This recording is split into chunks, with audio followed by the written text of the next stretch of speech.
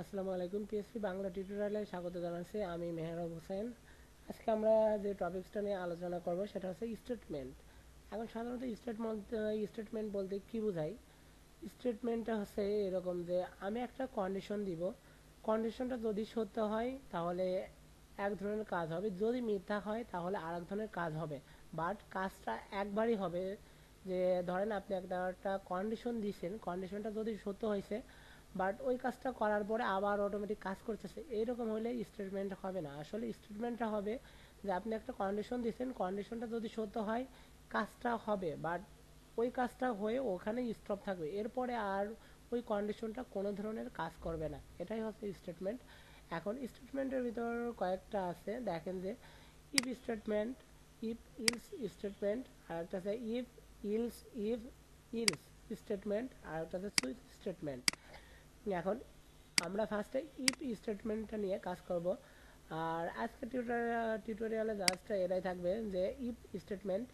আর পরবর্তীতে আমি এক এক করে তিনটাই দেখাবো, কারণ আমি চাচ্ছি না যে টিউটোরিয়ালগুলো অনেক বড় হোক, আমি চাচ্ছি টিউটোরিয়ালগুলো ছোটো ছোটো থাক, সবাই ডাউনলোড করে এগুলো নিয়ে কাজ করতে পারুক আর কি। এখন দেখেন যে আমি ইফ স্টেটমেন্ট নিয়ে কাজ করব, ওই জন্য আমার তো পেজ লাগবে, পিএইচপি কোডিং লিখতেই হবে। আমার যেহেতু পেজটা আমি বানিয়ে রাখছি আগে, সেটাই দেখি। এখন আমি যদি ইফ স্টেটমেন্ট নিয়ে কাজ করতে হয়, এটার একটা স্ট্রাকচার আছে, ওই স্ট্রাকচারটা অবশ্যই আমার মেনটেন করেই কাজ করতে হবে। এখন জাস্ট দেখেন যে আমি ইফ লিখছি, লেখার পর একটা ফার্স্ট ব্র্যাকেট শুরু শেষ, সেকেন্ড ব্র্যাকেট শুরু শেষ। এখন আমার যে কন্ডিশনটা থাকবে সেই কন্ডিশনটা অবশ্যই আমি দেবো ফার্স্ট ব্র্যাকেট শুরু এবং শেষ এর মাঝখানে। আর এই কন্ডিশনটা সত্য হলে যে কোডিংগুলো কাজ করবে সেই কোডিংগুলো অবশ্যই আমার দিতে হবে সেকেন্ড ব্র্যাকেট শুরু এবং শেষ এর মাঝখানে। এখন দেখেন যে আমি জাস্ট একটা শর্ত দিলাম যে 0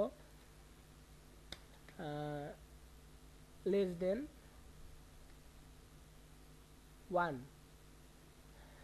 এখানে দেখেন যে আমি একটা শর্ত দিচ্ছি, শর্তটা ঠিক এরকম যে 0 কি 1 থেকে বড় না 1 থেকে ছোট। এখন আপনারা অবশ্যই জানেন যে 0 1 থেকে ছোট, আর আমার এটাকে দেওয়া কন্ডিশনটাও আছে যে 1 0 থেকে বড়, অতএব অবশ্যই কন্ডিশনটা সত্য। আমি যে শর্তটা দিছি শর্তটা যদি সত্য হয় তাহলে আমি বলছি যে যে কাজগুলো হবে সেই কাজের জন্য আমরা যে কোডিংগুলো লিখবো সেই কোডিংগুলো অবশ্যই আমার সেকেন্ড ব্র্যাকেট শুরু এবং শেষ এর মধ্যে লিখতে হবে। এখন একটু খেয়াল করেন যে আমি একটা কন্ডিশন দিছি, কন্ডিশনটা যদি সত্য হয় তাহলে যেহেতু কিছু একটা দেখাবে, ওই জন্য আমি জাস্ট লিখলাম প্রিন্ট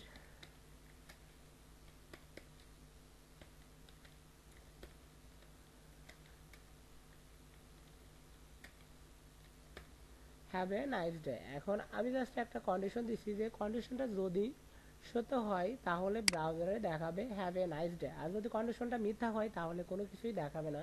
এখন জাস্ট দেখেন যে আমি যদি এটা দেখতে চাই, জাস্ট আমি এখানে যে রিফ্রেশ করি, দেখেন দেখাচ্ছে have a nice day, sorry have বানানটা হয়তো ভুল করছি, সমস্যা নাই। ম্যান ইজ মর্টাল, মানুষ মাত্রই ভুল, যদিও ইংলিশটা আমরা বিকৃতি করে ফেলছি, কিছু করার নাই, সবাই এই ইংলিশটা নিয়েই সবাই ফান করে, আমিও করলাম। আপাতত ওই জায়গায় যে আমি আমার বানানটা একটু ঠিক করে দিয়ে আসি।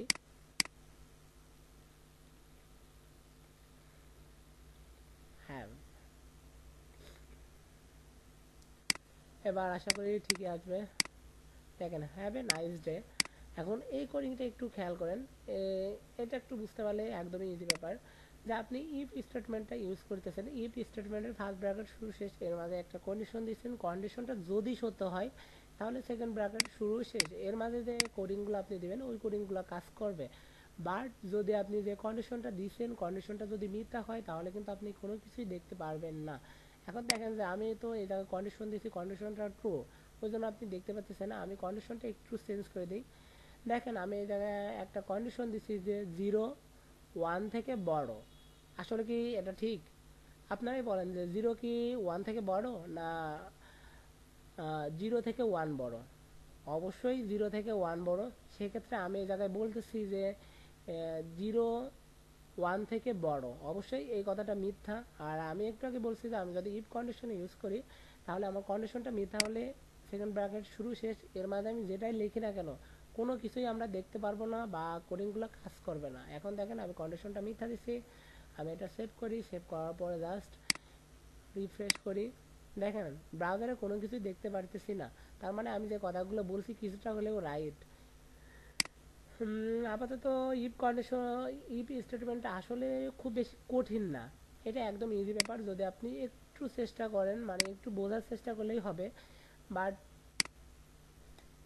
চেষ্টা করতে হবে এ আর কি। দেখেন যে আমি ইফ লিখছি, যেহেতু আমরা ইফ স্টেটমেন্টটা ইউজ করতেছি ওই জন্য ইফটা আমাদের লিখতেই হবে। আর স্ট্রাকচার ফার্স্ট ব্র্যাকেট শুরু শেষ, এর মাঝে আমাদের কন্ডিশনগুলো দিতে হবে। সেকেন্ড ব্র্যাকেট শুরু শেষ, এর মাঝে আপনার কন্ডিশনটা সত্য হলে কি কাজ হবে, মানে আপনি কি কোডিংগুলো দিয়ে কাজ করাইতে চাচ্ছেন সেই কোডিংগুলো আপনি জাস্ট এখানে লিখতে পারেন। এখন জাস্ট এতটুকুই, ইফ কন্ডিশন নিয়ে এত বেশি চিন্তা করার কোনো দরকার নেই। আর আজকের টিউটোরিয়াল এ পর্যন্তই। আমি চাচ্ছি না যে টিউটোরিয়ালটা অনেক বড় করি, আপাতত ছোটই থাক। আর বাকি স্টেটমেন্টগুলো আমি পরের টিউটোরিয়ালে দেখাবো আশা করি। সে পর্যন্ত সবাই ভালো থাকে।